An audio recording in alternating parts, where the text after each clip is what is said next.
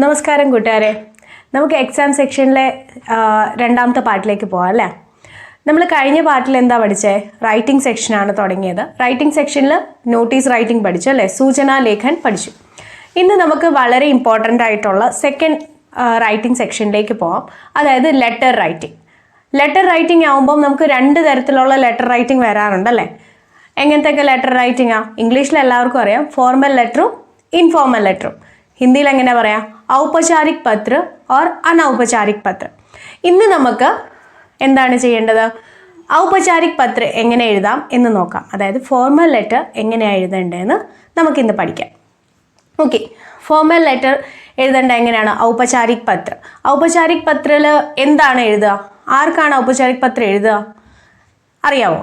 അറിയാം, എല്ലാവർക്കും അറിയാം. നമ്മൾ ടീച്ചേഴ്സിന് ഫോർമലായിട്ട് ആർക്കെങ്കിലും ആപ്ലിക്കേഷൻസ് അല്ലെങ്കിൽ ടീച്ചേഴ്സിന് ലീവ് ലെറ്റർ അങ്ങനെയുള്ള പ്രോസസ്സൊക്കെ ചെയ്യുന്നത് ഈ ഔപചാരിക് പത്രം എഴുതിയാണ്.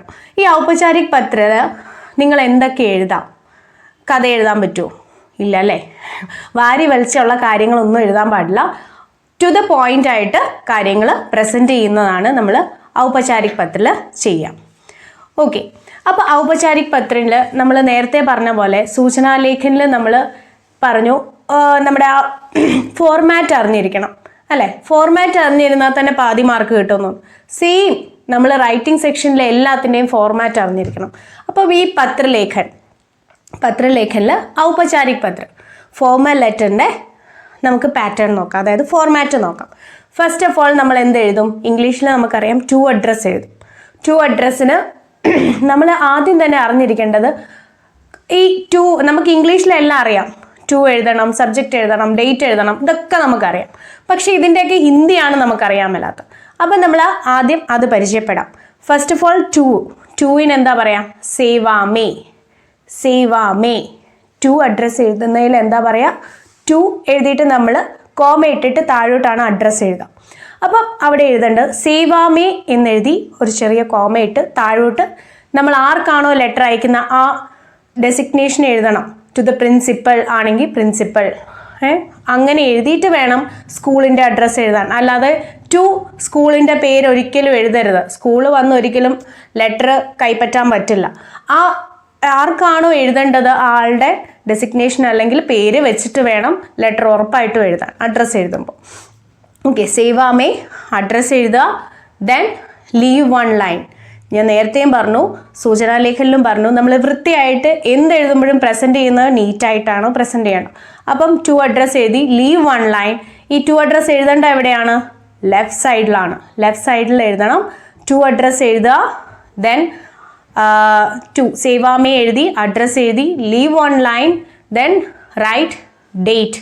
ഡേറ്റിന് എന്താ പറയുക? ദിനാങ്ക് എഴുതുക. Next leave one line. Subject വിഷയ. സബ്ജക്റ്റിന് എന്താ പറയുക? വിഷയം എഴുതുമ്പോൾ ഓർത്തോണം, ഒരു പാരഗ്രാഫായിട്ട് വിഷയം എഴുതരുത്. ഒറ്റ ലൈൻ. അതിൽ ഏറ്റവും പെർഫെക്റ്റ് ആയിട്ട് നിങ്ങൾക്ക് എഴുതാൻ പറ്റുന്ന എങ്ങനെയാണെന്ന് വെച്ചാൽ, നിങ്ങളുടെ ടോപ്പിക് എന്തായിരിക്കും? ക്വസ്റ്റ്യൻ പേപ്പറിൽ ആപ്കോ 6 दिन की छुट्टी चाहिए इसके लिए पत्र लिखिए എന്നൊക്കെ പറഞ്ഞിട്ട് ക്വസ്റ്റ്യൻ വരും. അപ്പം 6 दिन की छुट्टी के लिए പത്ര എന്നുള്ള 6 दिन की छुट्टी എന്നുള്ള വിഷയം നിങ്ങൾ ഷോർട്ടാക്കി ഒറ്റ ലൈനിലല്ലേ 2-3 വേർഡ്സിൽ വിഷയം എഴുതാൻ പറ്റുമോ അങ്ങനെ എഴുതാം. ഓക്കെ, വിഷയം എഴുതി. Then next leave one line. Then എന്താണ്? റെസ്പെക്റ്റഡ് സർ എന്നുള്ളത് നമ്മൾ എങ്ങനെ എഴുതും? മഹോദയ്, ശ്രീമാൻ, അങ്ങനെയുള്ള വേർഡിങ്സ് യൂസ് ചെയ്യുക. എന്നിട്ട് ഒരു ലൈൻ ലീവ് ചെയ്തിട്ട് തുടങ്ങുക. ലെറ്ററിൻ്റെ കണ്ടൻറ് എഴുതുക.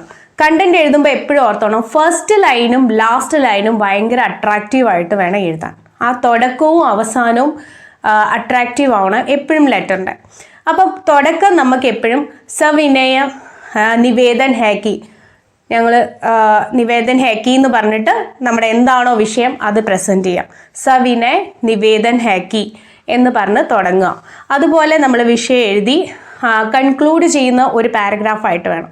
അപ്പോൾ ആ പാരഗ്രാഫ് തുടങ്ങുന്നതും ഈ പറഞ്ഞ പോലെ അട്രാക്റ്റീവ് ആവണം. അതഹ ആപ്സെ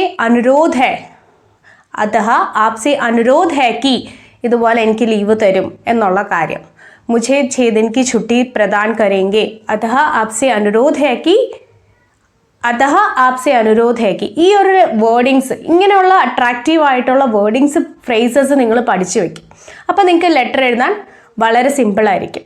okay, then last yours faithfully എന്ന് നമ്മൾ ഇംഗ്ലീഷിൽ എഴുതും അല്ലേ, അതുപോലെ യുവർ ഫെയ്ത്ത്ഫുള്ളി എന്ന് എഴുതുന്നത് പോലെ തന്നെ ലാസ്റ്റ് എന്താ, ആപ്ക ഭവതീയ അല്ലെങ്കിൽ ആപ്ക ആജ്ഞാകാരി ഛാത്ര എന്നുള്ള രീതിയിൽ എഴുതിയിട്ട് പ്രേക്ഷക് എന്താണ്, ഫ്രം അഡ്രസ്, അതായത് നിങ്ങളുടെ പേര്, ക്ലാസ്, റോൾ നമ്പർ ഇതൊക്കെ എഴുതാം. ഇതുപോലെ വളരെ സിമ്പിളാണ് നമുക്കൊരു ഫോർമൽ ലെറ്റർ എഴുതുക എന്ന് പറഞ്ഞത്. അതിൻ്റെ ഏറ്റവും വലിയ കടമ എന്ന് പറയുന്നത് ഈ ഫോർമാറ്റാണ്.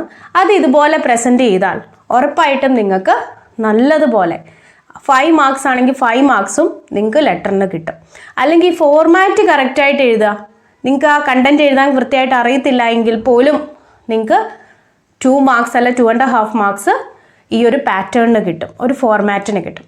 ഇപ്പം നിങ്ങൾക്ക് ലെറ്റർ എഴുതാൻ, അതായത് ലെറ്ററിൽ ഫോർമൽ ലെറ്റർ എഴുതാൻ, ഔപചാരിക് പത്രം എഴുതാൻ മനസ്സിലായി എന്ന് വിചാരിക്കണം. നെക്സ്റ്റ് സെക്ഷനിൽ നമുക്ക് അടുത്ത സെക്ഷനായ ഇൻഫോർമൽ ലെറ്റർ എങ്ങനെ എഴുതാം എന്ന് പഠിക്കാം. അതുവരെ വെയിറ്റ് ചെയ്യുക. Till then bye bye.